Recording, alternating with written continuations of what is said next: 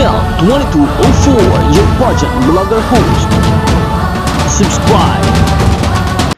Pilipinas, ngayong araw ay inihayag ng beauty queen na si Maria Atisa Manalo ang kanyang pag-atras sa pagtakbo bilang konsehal ng bayan sa Candelaria, Quezon Province upang bigyang pansin ang kanyang pagsali sa Miss Universe Philippines 2025.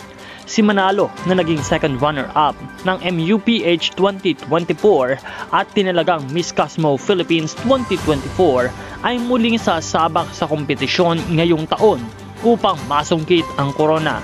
Unang lumutang ang espekulasyon sa kanyang pagbabalik sa pageantry nang makita siya sa isang contract signing event sa Makati noong Pebrero 13, 2025. Kinumpirma naman ito sa MUPH 2025 press presentation noong February 15, kung saan ipinakilala niya ang sarili bilang kinatawan ng Quezon Province. Kasama siya sa 69 na kandidata ngayong taon, kabilang ang ilang pageant veterans.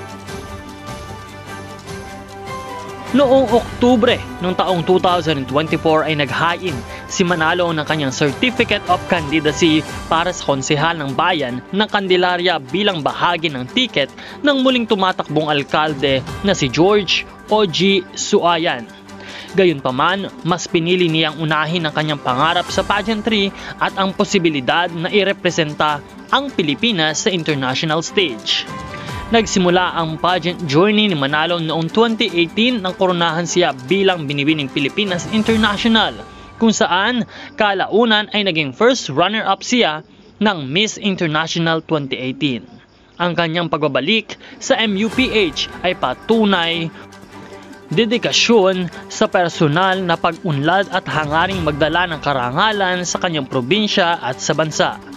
Gaganapin ang Coronation Night ng Miss Universe Philippines 2025 sa Mayo, taong 2025 sa SM Mall of Asia Arena, kung saan maglalaban-laban ang mga kandidata para sa prestihiyosong titulo.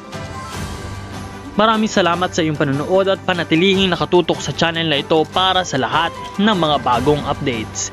This is Nel 2204, your pageant vlogger host.